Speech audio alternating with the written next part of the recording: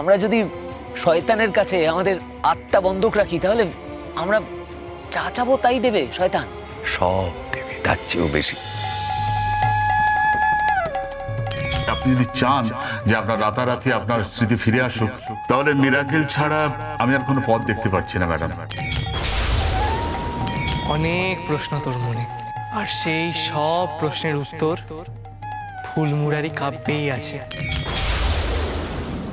অদ্বিতীয়া, এই ফুলমুরারি কাব্যের প্রতিটা খণ্ড ব্রজগোপাল দাস মেধা দেবীকে উৎসর্গ করেছেন।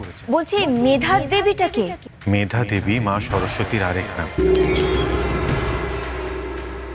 মেধা স্মৃতিসূত্র এই বইতে মেধা দেবীর আরাধনার উপায় লেখা আছে। এখানেই মেধা দেবী অর্থাৎ দেবী সরস্বতীর ব্যাপারে লেখা আছে। আমাদের সব সমস্যার সমাধান আমরা পেয়ে গেছি। আমাদের কপোতাক্ষ নদীর ধারে যেতে হবে, মা সরস্বতীর ব্রত করে মন্ত্রটা বলতে হবে, তাহলেই দেখবে নদী তোমাকে তোমার সমস্ত পুরনো স্মৃতি ফিরিয়ে দেবে। ডক্টর আমাকে মিরাকেলের কথা বলেছিলেন, আর এই লোকটা যেন সত্যি আমার জীবনে একটা মিরাকেল হয়ে এলেন। উনি বলেছিলেন ফুলমুরারি কাব্যে আমার স্মৃতি ফেরানোর উত্তর আছে। হলোও তাই। কে উনি? কেন বারবার উনি এসে আমাকে জীবনের দিশা দেখিয়ে যাচ্ছেন? ওই মানুষটাকে যে কোথায় খুঁজবো আমি? কি ভাবছো অদ্বিতীয়া? না, এই ভাবছিলাম যে কি হবে না হবে, মানে আমার স্মৃতি কি আদৌ ফিরবে নাকি ফিরবে না। দেখো অদ্বিতীয়া, তোমার স্মৃতি ফিরবে কি ফিরবে না সেটা আমরা কেউ জানি না, কিন্তু আমাদের তো চেষ্টা করতে হবে, তাই না? পরশু রাতে কপোতাক্ষের ঘাটে আমরা মা সরস্বতীর ব্রত করব, তারপর দেখা যাক না মা কৃপা করেন কি করেন না। চলো আরতিটা করি।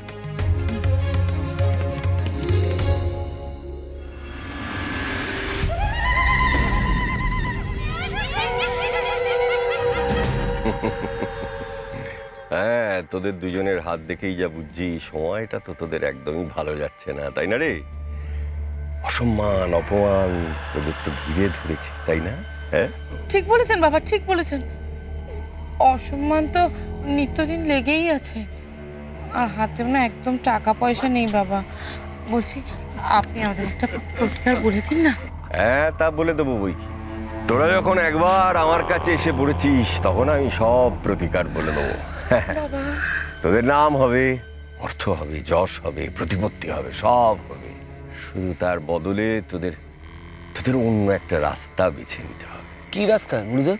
শয়তানের কাছে তোদের আত্মা বিক্রি করতে হবে।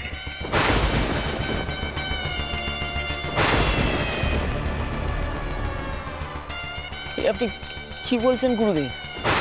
আমরা তো মহাপ্রভুর ভক্ত, সারাটা জীবন আমরা তো মহাপ্রভুর আরাধনা করেছি। আজকে আপনার কথায় আমরা শয়তানের কাছে কি করে আত্মা বিক্রি করব? কিছু পেতে গেলে তো কিছু দিতেই হয় রে বেটা। হ্যাঁ, এটাই যে এই দুনিয়ার নিয়ম। না না না, এসব কি সাংঘাতিক কথাবার্তা বলছেন উনি। আমরা এসব করতে পারবো না বাবা, প্রভু আমাদের পাপ দেবেন। চলো, আমাদের এখানে আসা ঠিক হয়নি, চলো তো আমরা এখান থেকে চলে যাই। আমরা খুব ভুল হয়ে গেছে বাবা এখানে এসে। চলে যা চলে যা চলে যা, চলে যেতে চাইলে চলে যেতে পারিস, আমি তোদের আটকাবো না। শুধু একবার এক মুহূর্তের জন্য একটা কথা ভেবে দেখতে বলবো।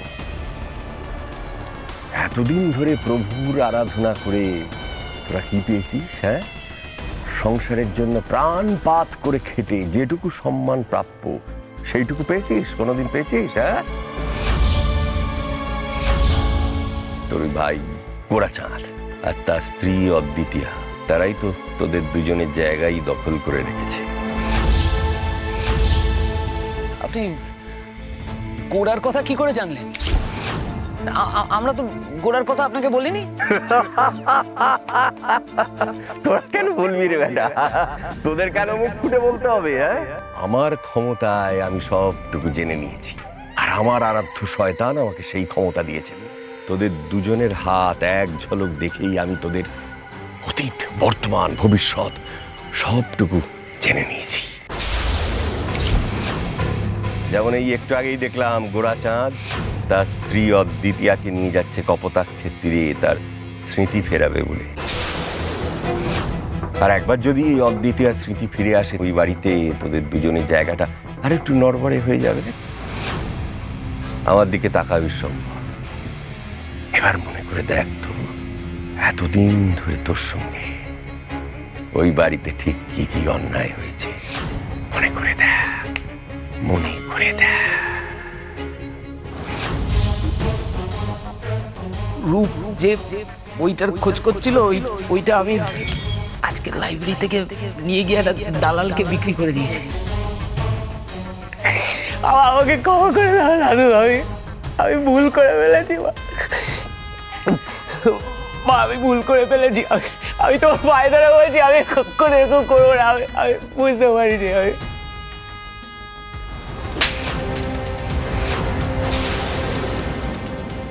এবারের যোগ্য উত্তরাধিকারী হচ্ছে তুমি। আমার পরে এবারের পূজা করার অধিকার যদি কারো থাকে তো সে তোমার আর তোমার স্ত্রী।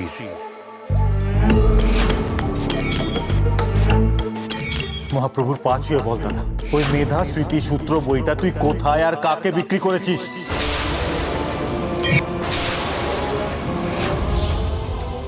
আমরা যদি শয়তানের কাছে আমাদের আত্মা বন্ধক রাখি তাহলে আমরা যা চাবো তাই দেবে শয়তান। সব দেবে, তার চেয়েও বেশি দেবে। শয়তানের কাছে আত্মা বন্ধক রাখলে শয়তান তোদের দুজনেরই 2 হাত ভরে দেবে। আমরা রাজি গুরুদাদা, বলুন আমাদের কি করতে হবে। সঠিক সিদ্ধান্ত।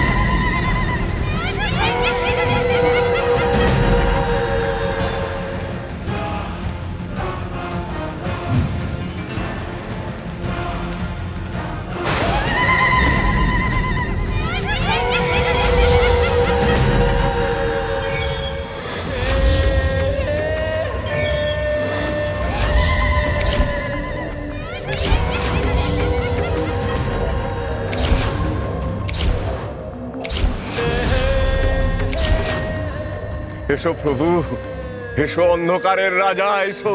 তোমার 2 ভক্তের আত্মা গ্রহণ করো প্রভু। ওরে চেয়ে দেখ রে, চেয়ে দেখ তোদের কি ভাগ্য।